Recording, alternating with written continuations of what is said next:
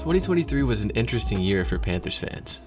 The Matt Rule era had finally come to an end, and Panther faithful hoped that the Reich regime could usher in a new generation of success. Coach Reich had ties with the Panthers, having previously served as the franchise's first ever starting quarterback back in 1995. Hired as the team's 6th ever head coach in January of 2023, Panthers management hoped that the offensive-minded Reich would be the perfect fit for the organization, who needed a quarterback and an offensive-minded head coach to help develop him. After signing Reich to a 4-year deal, the Panthers traded up for the number 1 pick, sending a haul including DJ Moore and 2 first-round draft picks to Chicago. In the wake of the Cam Newton era, Panthers fans bore witness to an ever-changing quarterback room. 2017 was the last full season that Cam Newton played as a Carolina Panther.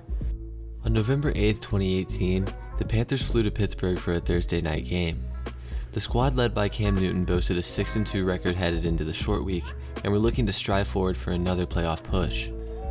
Just before half, the Panthers found themselves down by 17. They tried to drive down the field one more time to shorten the deficit, and on 1st and 10, Cam Newton dropped back to survey the field. Cam went to launch the ball down the field and got absolutely leveled by TJ Watt. This hit, unfortunately, would more or less end the Cam Newton era in Carolina. The Panthers would go on to lose 7 straight. 2019 was Ron Rivera's last season in Charlotte and marked the beginning of a new era. Purgatory. Matt Rule's tenure in Carolina was plagued by a revolving door at the quarterback position. The ruler never got his guy. So when David Tepper finally decided to pull the plug on Coach Rule, the front office for the Panthers decided they weren't going to let the same thing happen under the Reich regime. This gives us a little context for the trade that was made, and with all this in mind, the Panthers are on the clock. While it was obvious that Carolina needed a quarterback, the pick itself wasn't so straightforward. Early in the draft process, it was reported that the Panthers were leaning towards Ohio State standout CJ Stroud, who the team had been eyeing since before they traded up for the number 1 pick.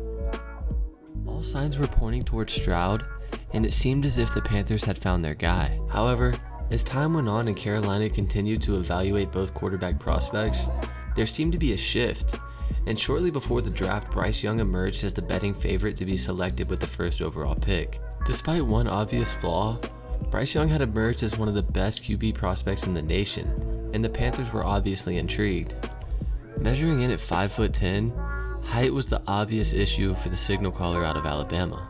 But whatever he lacked in size, he had been able to make up for with his intangibles. Young had proven himself to be a capable field general, leading offenses with an elite playmaking sense and the poise of a veteran shot caller. Young had put together an impressive resume during his time at Alabama, going 23-4 during 2 seasons as the starting quarterback. He won the Heisman Trophy in 2021 and threw 80 touchdowns to only 12 interceptions during his tenure with the Tide. Pretty impressive numbers in college football's best conference.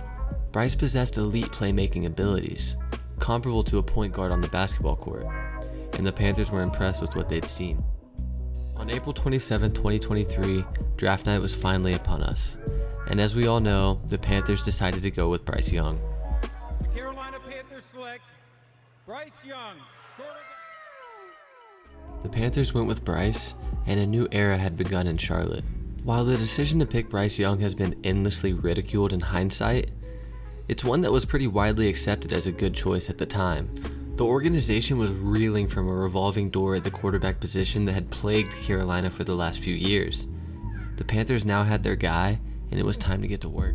With the Panthers' next selection, the 39th overall pick, the Panthers selected Jonathan Mingo out of Ole Miss. Fitterer & Co. hoped that Mingo would help bolster a receiving room that had received a massive setback with the loss of DJ Moore.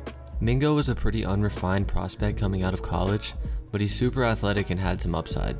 He'd be lining up alongside 2 offseason acquisitions, veteran wideouts DJ Chark and Adam Thielen, who were both signed before the draft. While the additions of Chark, Thielen, and Mingo were welcome, Bryce Young's arsenal of weaponry was far from elite. This was a nagging concern for fans and analysts alike going into the season. While the Panthers may have found their quarterback, they still needed a team around him. Despite the lack of talent on the roster, there was still a sense of optimism surrounding the team headed into the season, and many thought the Panthers would be competitive in a lackluster NFC South. In PFF's offseason report, they claimed that although Carolina had a young QB at the helm, there's enough talent on the roster to compete within their division. Alongside Thielen and Chark, the Panthers had brought in Von Bell, Hayden Hurst, and Miles Sanders, veteran assets that the front office hoped would help the Panthers compete. The Panthers had their team and were ready to begin a new era, with Bryce Young as their field general. Week 1 was finally upon us, and the Panthers made the short trip to Atlanta for a matchup with their divisional rival, the Falcons. Like the Panthers, I made the trek from North Carolina to Georgia, excited to watch Bryce Young's first game in blue and black. Led by Coach Reich, the new-look Panthers started the season off the right way. They got a stop on the Falcons' opening drive.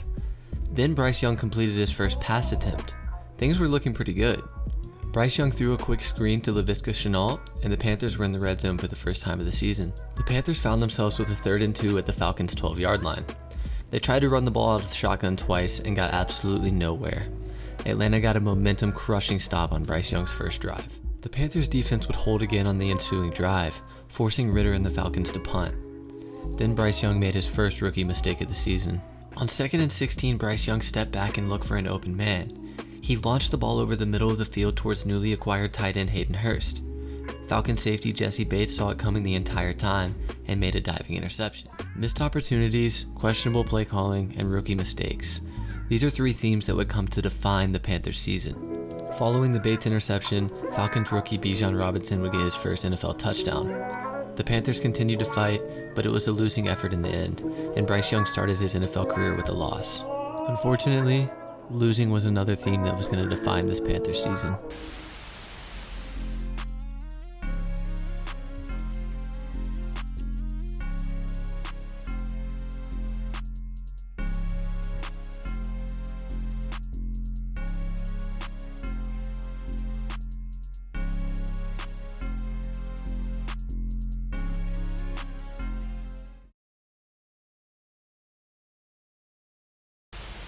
Six weeks into the season, the Panthers still didn't have a win. Carolina was headed into the bye week with an 0-6 record and had just got 42 dropped on their heads in back-to-back weeks by the Lions and Dolphins respectively. Following the Week 6 loss in Miami, head coach Frank Reich gave up his role as the primary offensive play caller, passing the role to offensive coordinator Thomas Brown, who now had the opportunity to use the bye week to his advantage as the Panthers began to prepare for their matchup with the Texans. Houston was led by rookie sensation CJ Stroud, who the Panthers had decided to pass on just a few months prior. This matchup felt important for fans and members of the Panthers front office, who were starting to feel some pressure regarding their draft decisions. And despite not possessing a fourth quarter lead, Bryce Young drove down the field and set up Eddie Pinheiro with a short field goal to win the game. He drained it, and the Panthers were in the win column for the first time of the season. It wasn't pretty, but the Panthers showed that they could indeed win football games. Maybe something could be salvaged from this season after all.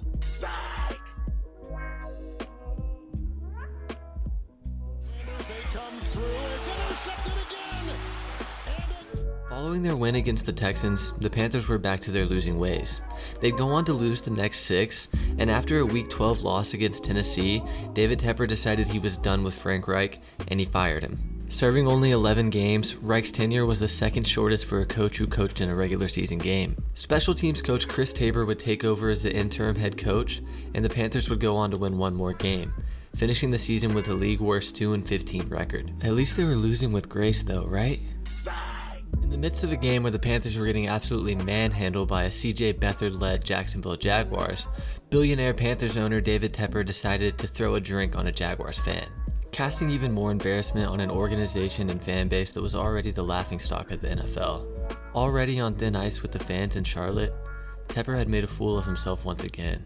And it wasn't going to stop there.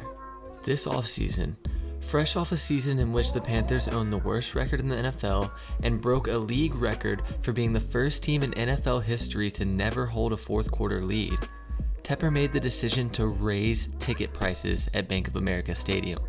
In the wake of one of the worst seasons in NFL history, Tepper decides to raise the price of admission for Panthers fans. As you might imagine, this decision wasn't very well received in Charlotte. I make this video not to be a bearer of bad news. I just feel that it's important to reflect on how badly this season went, in hopes that we never have another like it. As a Charlotte native, I was born a Panthers fan, and while we've seen dark days, none seem to compare to this catastrophic season.